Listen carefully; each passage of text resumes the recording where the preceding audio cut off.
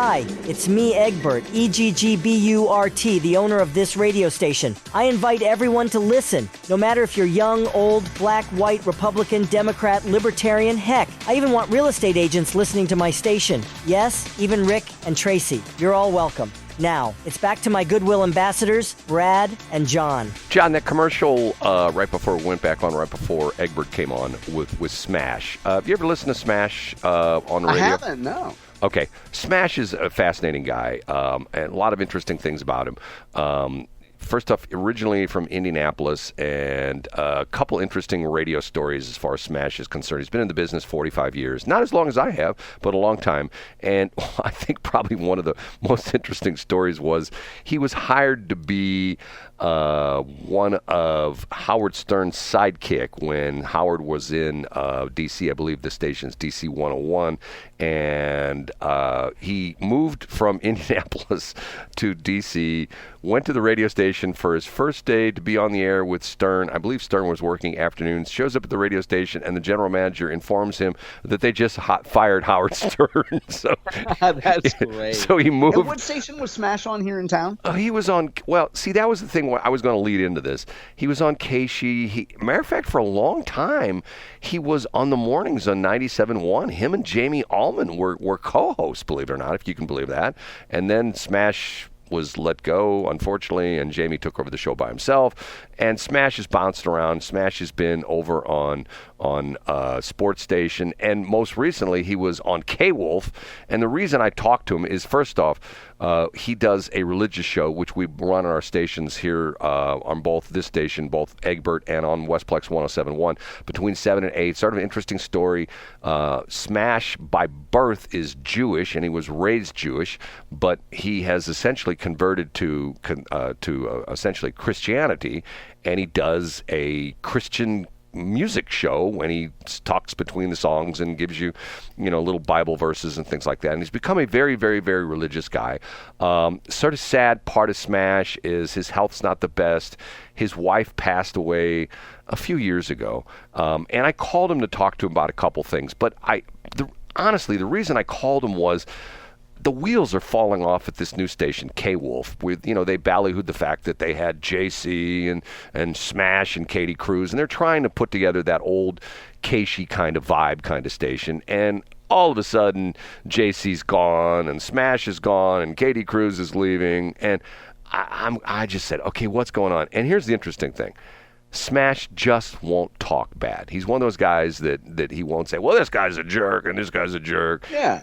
He could be a politician, because you ask him a question about, okay, what really happened over there? Well, it's to the point where the vibe just wasn't quite right, and the Smash has got to have that vibe to really feel like he's doing his job. And long story made short, guess where he's at right now?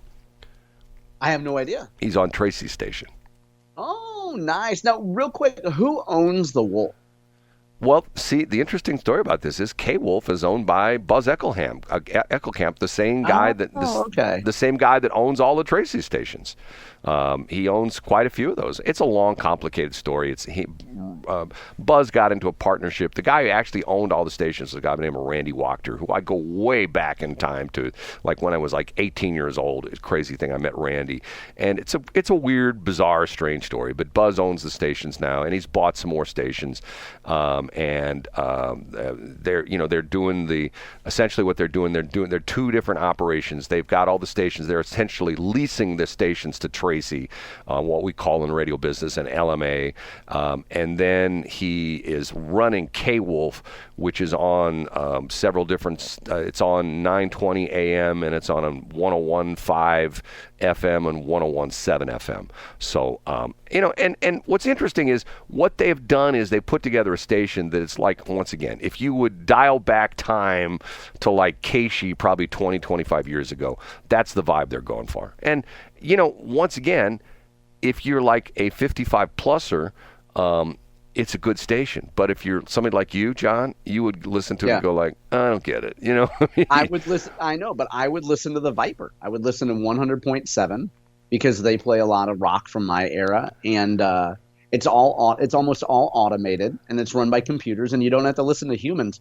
Who wants to hear humans talk on the radio, Brad? I want to hear AI. I heard from Brad Hildebrand yesterday in C Block that the recording industry says AI voices are just awesome and we should use them all the time. So I'm on board. That's not what they said. Matter of fact, you know what they really said? What'd they say? Then, as of this moment, double secret probation. That's what they said. my Animal House vibe this morning. Now, how did we get on Smash? I don't know. No. I thought you said you wanted to talk about Smash. You mentioned something about, I don't know anymore. My mind's gone. Did I? You said something. I don't think I mentioned Smash. I don't think I think of Smash since 1991. Well, I don't know. I don't know how. There's some segue. You said something that reminded me of that. So, okay. Also, the Francis Howell deal. Let's talk about that for a minute. Okay. Yeah. Okay. What's the latest on that? The Francis Howell School Board met last night, and there was originally a proposal back in October to keep biological males out of women's spaces. They had one opportunity to vote on it previously or discuss it, at least one opportunity, and they chose to pass on it and chose to not pass it. So last night the news is that they again tabled a vote on that.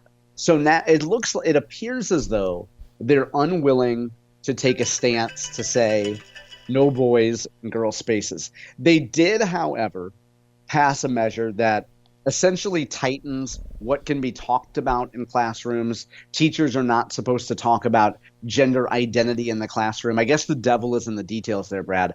But what got the most headlines was the idea of books that normalize drug use, alcohol use, sexuality, things like that. I guess there's a more strict policy, a more strict and detailed policy that was passed. Okay, once again, this is Brad talking. Okay, so I tell people who sometimes ask my advice, and my disclaimer is always, now, that's what I would do, but since my life has always been a mess, do exactly the opposite of what I just told you, and you'll do great, okay? It's just like if John would say, hey, Brad, give me a stock tip, I would say, John, I'd buy Transworld Airlines stock, because I think it's coming back, and then my disclaimer would be, but now, John, just like you have to do the stupid lawyer disclaimers we have on, an attorney is a serious endeavor, whatever the heck it is, okay? But then I would end it by saying, but John, I don't do the exact opposite of what I just told you, you'll do fine, okay? If I were concerned about this, and I was concerned about what's in the library, you know what I would do? I would say, here's what we need to have. The library needs to be filled with biographies of successful people, and especially people who came from humble beginnings, immigrants who immigrated to this country with, $3.50 in their pocket and now are multimillionaires, people like Elon Musk, biographies on our founding fathers, where was Benjamin Franklin born, what did he do when he was 18 years old, that's, and I would have books about careers and books about industry and books about, of all crazy things, bookkeeping, accounting and stuff like that, because those things can help students, whereas it's to the point where this thing is just out of control. I mean, the books in the library, okay, let's be honest. I say, Shelley and I used to get in arguments about this all the time. I say libraries are useless. I mean, who needs a library anymore because of the fact, I've heard other people, I've heard very successful people do exactly what I've done. They've held up their phone. They say, I have the knowledge of the world at my fingertips. Okay? Think about that for a minute. And if that is so incredibly true, you and I can pick up our phones right now. If someone would text me right now or text you and say, hey guys, talk about the humpback whale in the North Pacific and what's going on with that, you and I could, within 30 seconds, have all sorts of different information on the humpback whale in the Northern Pacific, and we could have, some dissertation from some oceanographer. I mean, so why do we need a library anymore? You know what I'm saying? Well, because we need to keep librarians employed. And we need to support the book industry. I agree to an extent with you, Brad. I do think that if you only had biographies, it would be harder to learn about period poverty. Okay. Now there's that really good book by Aunt Flo. Aunt Flo usually comes to visit once a month. So there could be a biography of Aunt Flo. But otherwise, how are you going to learn about persons who menstruate unless you have a library? John, you're just sort of making my point. I mean, once again, you're being, shall we say, obtuse, but I just don't get me going. Okay, I there's something weird happened to me last night, and I can't really go into much detail on this, but I was somewhere fixing something, okay? And I don't, like I said, I can't give details on this because I was privy to some pretty interesting conversations. And while I was fixing something, there were some people there who are very high-level educators in a school district which I cannot mention. Okay, that's fair enough. Does this have anything to do with something you tweeted yesterday? I tweeted the thing about Sam Page. Yeah. No, this doesn't have anything to do with Sam Page. Okay, but go ahead. So we understand you can't give all the details, but you overheard some stuff about people that were educators high up in education. Right. And it just made me feel sick to my stomach because of the fact that the things they were talking about and the things they were concerned, and not that it was their fault, they're just part of the system. It had nothing to do with educating the kids. It was all bureaucracy stuff and, you can't talk to him and you can't, if you've got a problem, you have to go through the chain of command. You can't just walk into the superintendent's office because you'll be thrown out because it doesn't work that way and blah, blah, blah, blah, blah, blah, blah, blah, blah, blah, blah.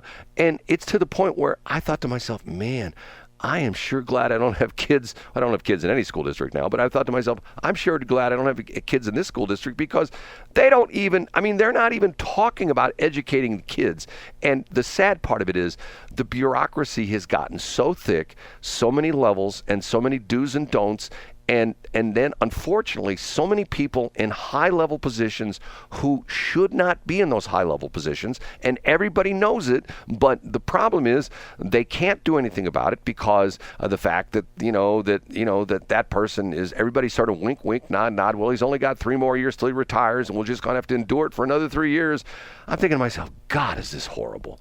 And I always make the analogy, and I know that I'm going to tick off my union buddies when I say this, but Brad used to be in 2 unions, American Federation of Television and Radio Artists and International Brotherhood of Electrical Workers. So don't tell me I'm a union naysayer, because I was in 2 unions. But I always come back to sports, okay?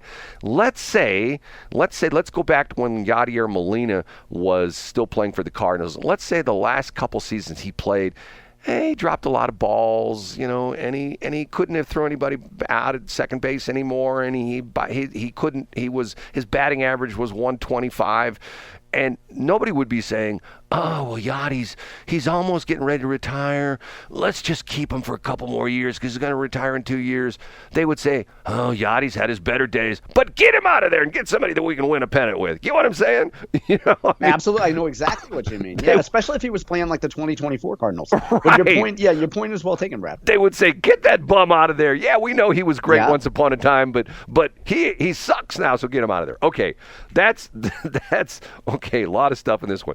But real quick though, I mean, in the education realm, it's to your point, Brad. It's exactly like, well, the poor guy's only got 3 years, and he's so close to getting his pension. And this will be the second time I reference this gentleman today, Brad. So feel free to make fun of me. But this is one of Scott Fawn's rants about an interaction he had with a superintendent that he had a negative interaction with. The whole idea of everybody in the education bureaucracy just passes the buck. And if a superintendent is terrible in, say, I don't know, Seattle, they can still get a job in St. Louis because it doesn't matter. You do a terrible job and you just pass the trash around the country, and he'll end up somewhere and make 6 figures and just relax and not do much and be terrible. Okay, John, I've got a question which hit me last night, and it's strange because during this whole little interaction I was privy to, but I had this crazy thing that hit me, which I've never seen. Okay, all these people, and we're talking about the St. Louis City Schools, they brought all these people in from Seattle, the new superintendent, who's, I guess, still on suspension, whatever she's on.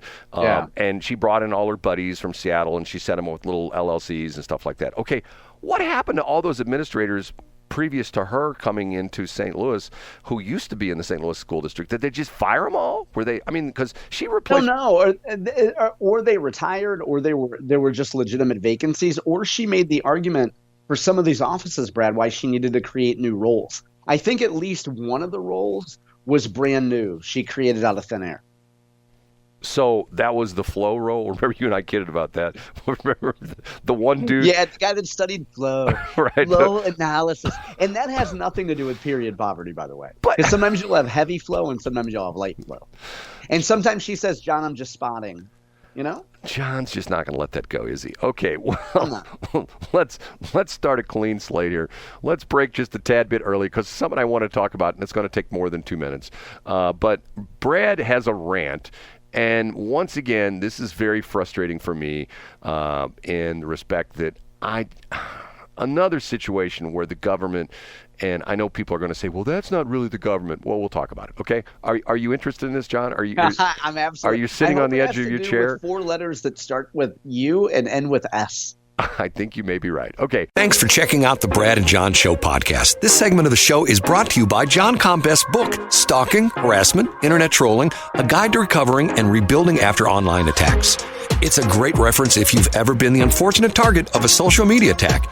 It's available on Amazon. Just search John Combest. That's Combest, John Combest, and the book will show up in your search results. Now it's time for another segment of the Brad and John Show. Can you handle it?